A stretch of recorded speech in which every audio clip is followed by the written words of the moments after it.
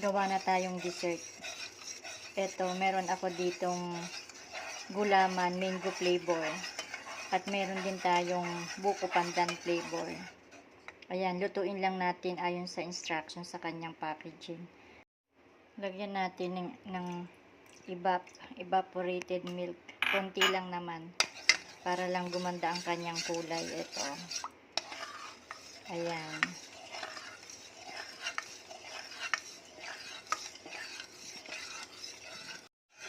Salang lang natin sa mahinang apoy.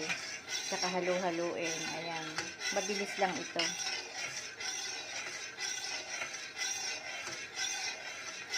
Mga 10 minutes lang okay na to.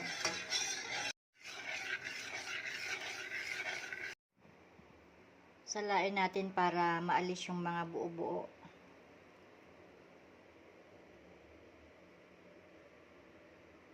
Ayan, halos wala namang buo-buo siya. Naluto ko na ang aking mga gulaman. Ayan. Patigasin lang natin yan bago natin kakayurin. Kakayurin ko siyang parang buko. Ayan. Ito na yung mga gelatin na niluto ko kanina. Matigas na, pwede na natin kayurin. Ayan. Tatlo. Ito pa yung isa. Oh. Umpisahan na natin. Ganyan lang. Oh.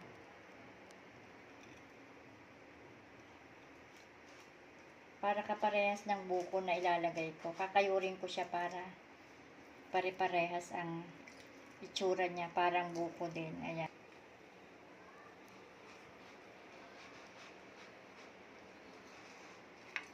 Ayan. Ganyan lang gawin natin.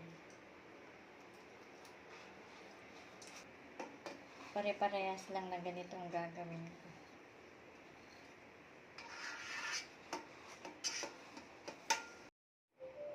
Ito na yung kinayod kong gulaman. Lagyan na rin natin ng buko. Ayan, buko.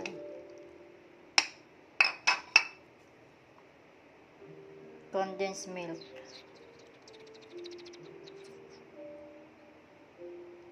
Kalahati muna. Kasi baka tumamis masyado.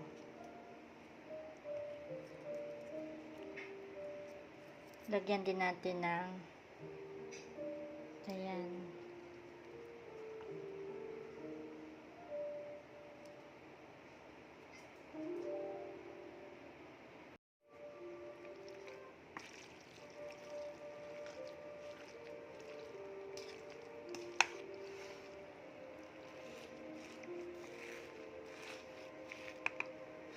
Lagay din natin yung corn. Ayan.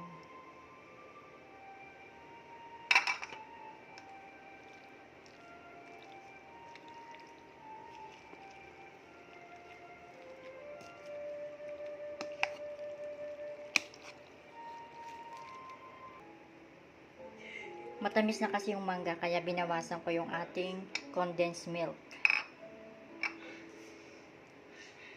Ito na ang aking mango buko pandan. O diba ang ganda ng kulay? Napaka-colorful. Pang Christmas talaga ito. Pero pang New Year na natin ito. O diba ang ganda ng kulay? Binawasan ko yung ating condensed milk kasi matamis na yung ating mangga.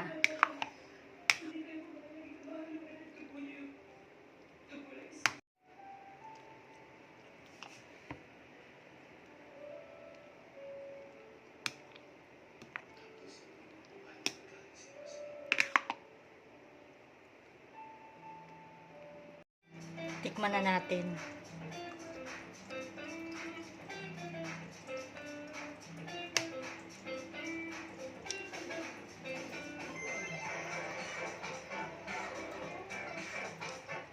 Tamang-tama lang yung tamis.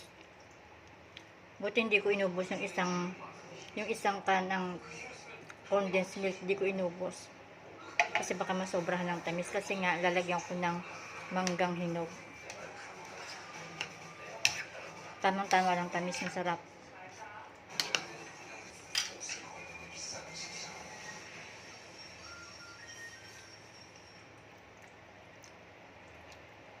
Happy New Year po sa lahat.